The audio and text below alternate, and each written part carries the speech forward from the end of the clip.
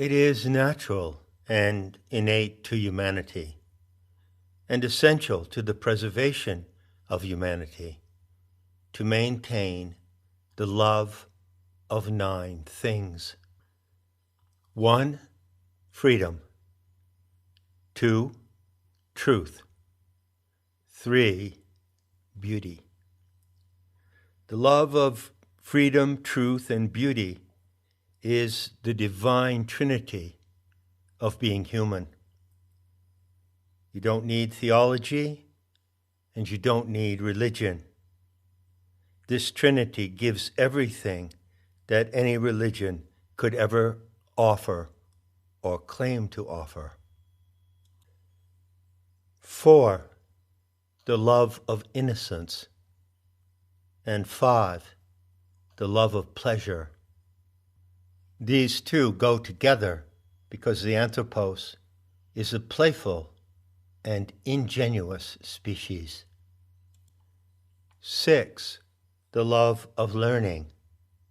And 7. The love of sharing. These two go together. They complement, enhance, and enrich each other. 8. The love of power. This is not power over others. It is power through others and with others.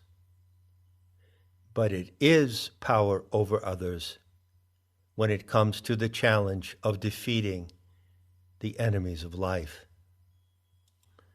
So know your power and love your power. 9. The love of mystery. Love the mystery of life, and you will always find your way in life. Love the mystery of your own self. How mysterious it is that you even have a self in the first place. When you love the mystery, you are drawn deeply into it, and you learn the many wonders it can teach. The mystery invites you, and it guides you. These are the 9 loves of the Anthropos. Olean, and salutations once again to the Truth Core, whoever and wherever you may be on the planet. And may you come to know yourselves as you truly are. This is yours truthfully, recording on the 5th of July, 2021, in a follow-up to the 3rd Public Sanity Alert. Ultimate triumph over the Soviet regime.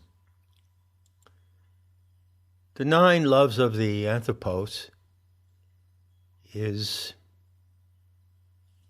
a kind of recitation, you could say, a formula that I initially presented, I believe, during the Gaia navigation experiment, going on some 8 or 9 years ago now.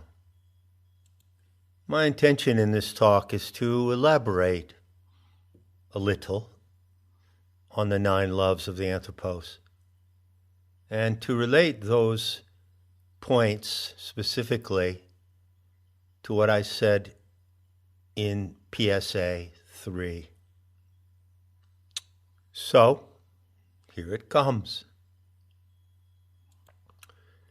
If you listen to PSA 3, you'll see that I made a distinction between A10 and A11. A stands, of course, for Anthropos, which is the human species, which is the spectrum of races of animal life in human form that derive from a single genomic template. The term human race is a misnomer. There is not one human race. There is one human species propagated in a spectrum of human races. Now, you might have occasion, based on what I said in that previous talk, to reflect on the difference between A10 and A11 and to place yourself in that paradigm. You would do well to do that. I do it all the time. And the truth of that proposition, the differentiation between A10 and A11, is what you see happening in the world today, in the apartheid of the Soviet regime that is based on the difference between the vaccinated and the unvaccinated. It couldn't be clearer than that. The evidence is there in the historical circumstances of our time. It's in your face. While it could be said that when I introduced the concept of the mutation of A11 as central to Sapphire's correction many years ago, it could be said it was abstract, it was occult, it was something coming from some remote realm of teachings and concepts and assumptions derived from Gnostic materials in ancient sources. But it is no longer that. It is no longer that. Today, it is the evidence in your face. It is the evidence on the face of those who wear muzzles as a symbol of their compliance to terminal enslavement and the ruination of their lives. So no one has to theorize about A10. You see it everywhere. And the phenomenon you're seeing is technically called apoptosis, which is a biological phenomenon evident all through nature. It is simply the shedding of dead cells of any organism, be it microbial, be it a two-legged or four-legged organism, be it an insect, a snake, or a fish. Apoptosis is a reality of nature, and apoptosis is now in high acceleration due to Sapphire's imperative, due to her intervention, with the intention of mutating a new strain of humanity within this divine experiment. Of course, as you know, as you may know, as you certainly will know if you're a savvy and observant animal, there's another plan for mutation underway, isn't there? It's a plan, my friends. It's just a plan. And the way this plan has been announced to humanity makes it appear as if it's inevitable.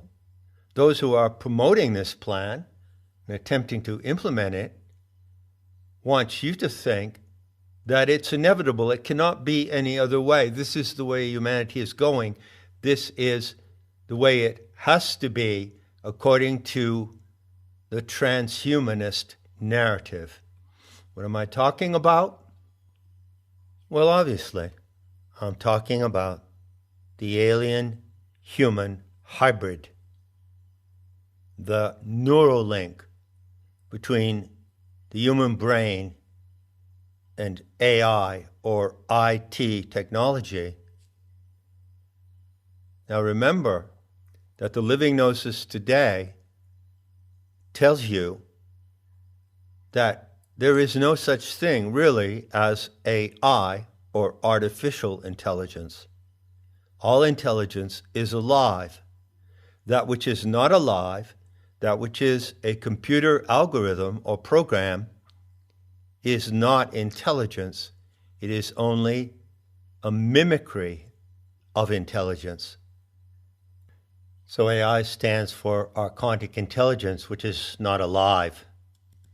I indicated in the previous talk the distinction between mRNA, the spike protein, and maternal RNA, the mutation of the Aeon Sophia. This is a perfect example. The spike protein, so-called, is not even a protein. It is an archonic simulation of a protein. It is a liposomal nanoparticulate coded in a computer and then converted into an archonic construct called the spike protein. It's not alive. It is not a genuine living microbial entity. It is an archonic implant. It's clear by now to more and more conscientious animals, observant animals who can use their faculty of property and critical thinking, that the spike protein is a bioengineered weapon. The implementation of it occurs through direct injection into the human body. It is not a cow punch, which is a translation of the V word. No. It is an artificial, mutagenic implant. Now, even the manufacturers say this, and I realize I take a risk by saying what they themselves say, something that is widely broadcast, even through the mainstream media, and even through the medical information inserted in the product. And it is a pharmaceutical product. So what do they say? They say that mRNA is an agent of gene therapy. That's a laugh. This is the kind of therapy that perhaps you wouldn't opt for if you had the choice. And of course you do have the choice. As I say, and as you know well, it's a risk even for me to say this, although I'm quoting the authorities themselves, the medical authorities. There's a risk that the authorities would come after me for saying what they themselves say, isn't there? Well, they're welcome to do so. Hell, who knows? Maybe it's even time for them to do so. But I can assure you of something. If they do so, they risk a backlash of momentous proportions, like nothing they have ever seen, nothing they are prepared to face, and nothing that they can defeat. I don't merely speak for myself in these talks. And that being so, the risks of opposing or censoring me are not ordinary risks. Are the authorities ready to take on those risks? We'll see about that. Whatever the case, I can assure you that those in the world today, in the transhumanist cabal, who assign to themselves the role of superhuman handlers of humanity, do not and cannot know what happens when they actually confront the raw power of the supernatural. The archontic enemies of life, those psychopaths you see in positions of presumed power around the world, are truly monstrous. and they are monstrously stupid. Now, as I had occasion to return to the 9 loves of the Anthropos, that beautiful formula, it also pointed me back to something that I wrote in the foreword to Not in His Image. I described some difficult moments and some brutal realizations that I had as a teenager that I certainly could not handle at the time. And I wrote, I was in a terrible fix quite early in life because I was repulsed by actions and attitudes that were normally regarded as admirable. In particular, religious righteousness and moral rectitude. What the world at large considered to exemplify the best in human nature, I found to be deplorable. Living with this conflicted feeling, I came to realize that something is extremely difficult to define, namely, how humanity stands in danger of betraying itself through what it holds as its highest ideals. I wondered how such a weird proposition could be true, how the self-betrayal of an entire species could actually be effectuated in that way. End quote. Well, my friends, I can assure you that I wonder no more, nor have I wondered for quite a while. I know exactly how the self-betrayal of humanity is playing out. And so do you. So do you, if you observe what is happening in the world today due to this horrific crime against humanity that is now in progress. All that being so, I feel the necessity, in the perspective of time, to say that the 9 loves of the Anthropos are theoretical for A10, but they are existential for A11.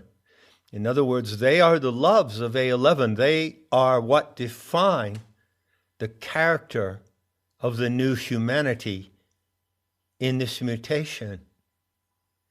And everything that is happening to A10 to bring about their elimination from this experiment can be summarized in the 9 propositions of that formula. What is happening to A10 is happening precisely because they do not love those 9 things. If they had loved them, if they did love them, every moment and every day of their lives, none of this could ever have happened. And it is they who betray these 9 loves who are responsible for this happening. They have allowed it to happen by not observing those 9 loves. I don't think I have to go into detail to elaborate here on the proposition. I mean, just look at the first one, freedom. How could anyone who really loves freedom comply with the measures being taken today under the pretense of protecting the world from a monster microbe that has never been proven to exist and which, in fact, proves to be an algorithm, a program written in a computer in January of 2020 by Christian Drosten. Go research it. The quotation from Dostoevsky says that beauty is mysterious. You can also use the word sublime. Beauty is sublime. It is also terrible. And this is the terrible truth of beauty, that if you turn away from it, it destroys you. I guarantee you that. Not you, to whom I speak now, because I make you an exception in the friendship of strangers, but certainly anyone who turns away from the beauty and who betrays those 9 loves will be destroyed by that denial.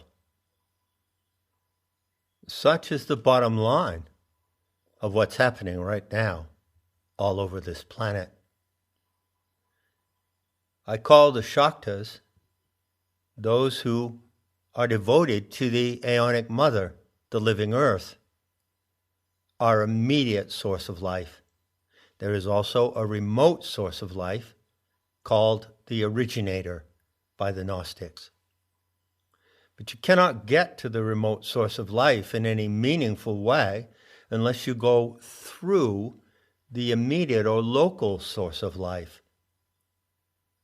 So that is the first experience of the divine, recognition of the immediate source of life. Your breath is a prayer to her.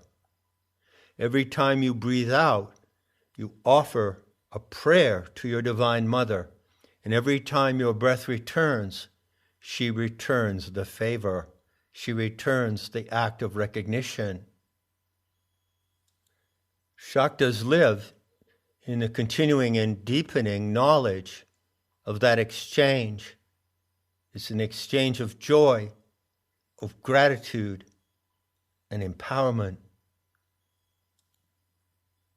Now, if you'll bear with me, I'd like to devote the rest of this talk to a kind of profiling of those who will survive in the beauty to come. Those who will live through and are living through the mutation to A11. I want to emphasize in the first place that it's quite likely that some of those who will survive into the beauty to come will have played no significant part in getting there. So they're the lucky ones, because they benefit from the victory over the Soviet regime without having played a significant part in achieving that victory. And there will be some like that. So I see, all in all, 4 categories. And they go like this. The first category is the pariahs. So this category applies to all of those who survive, who were actually complicit in the crime against humanity in one way or another. They may be complicit at executive levels. In some cases, they may be complicit in the most trivial and banal enforcements of the authorities in ordinary life. So they are the accomplices to the crime, and some of them will survive. For instance, the talking heads of the mainstream media. They are the pariahs of the future. They cannot appear in the world to come without being detested and hated. They're the outcasts, and their chance of having a life worth living are extremely slow. One of the characteristics of the change in human nature that comes about with the mutation to Anthropos 11 is that the human animal becomes more ruthless toward those who are complicit in harm and deceit. So there's no mercy and no forgiveness for this category. And what will become of them, I cannot say. But they are not going to be able to live with others who consciously, willingly undertook this battle and won the victory by their courageousness and their honesty. But they may still be there, stragglers from the battle, and their life can only be a life of misery, a life of being total outcasts, with no one to feed them, no one to console them, no one to help them. The next category includes those who were not accomplices. They were victims. Call them victims.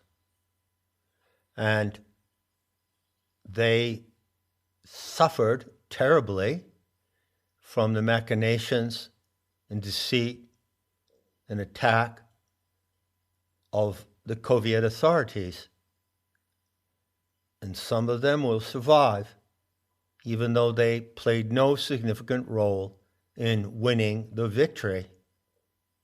Well, their situation will be, let's say, dubious, at least. And unless they show some willingness to admit that they did not contribute to the victory, and they are not willing to become part of bringing back beauty and creating the society to come, well, it's impossible to say what will happen with their lives. Their role, their fate is extremely unfortunate. And no one who actually risked their lives in winning the victory has any obligation to them whatsoever. The third category consists of those numbers of people who fought for this victory on whatever terms. Or more specifically, those who fought on the terms that they deemed right, the terms that they saw necessary in a life or death situation without knowing the elite Gnostic intel and without having an intimate and actionable bond to the Earth Mother. So, of course, they are heroes. They are the heroes of the next world. And in their way, in their own way, whether they know it or not, they are examples of the future mutation of humanity. They are the living proof of the mutagenic event of Sophia's correction. And they know each other as such. And they celebrate that achievement joyously. One of the characteristics of the change in human nature, in the beauty to come, is that no one who fought this battle and won it ever takes their liberties for granted. Ever. No one ever trusts the authorities again. No one ever accepts the dictates of the authorities again. So those in the third category are the sovereign individuals of the future, whether or not they have the benefit and the privilege of the Gnostic intel, which I present to you over and over again as best I can. And as for the fourth category, well, you know what that would be, don't you? That is the category of those who fought and won the battle, knowing that they are the allies and intimates of the Aeon Sophia. They know the dyadic formula. In correction, she does her part. In resolution, we do our part as Shaktas, devotees of the wisdom goddess. And those two actions are reciprocal and complementary. The unity is truth. Truth is unity. And the unity of those who survive in the beauty to come can be expressed in the 9 points of this formula. To embrace consciously those 9 loves and to hold them as the foundation of the way you live. That is the unity that secures the triumph over this vile and hateful crime. In concluding this talk, let me emphasize for you once again the imperative significance of what's happening right here, right now. You are engaged in a divine experiment, but not only that, you are engaged in an exceptional moment of this experiment when the recalibration of the species happens. So in order for the beauty to come, there must be a change in human nature. And those who make it through will not be like human beings before. They will not be relics of A10. They will be the exemplars of A11. Just imagine that you could live in such a moment, that you are living in such a moment when the mutation of humanity is happening and you're part of it. It's not the mutation planned by the transhumanist masterminds, and it's only their plan. Who asked them for what they say must happen? How you must live?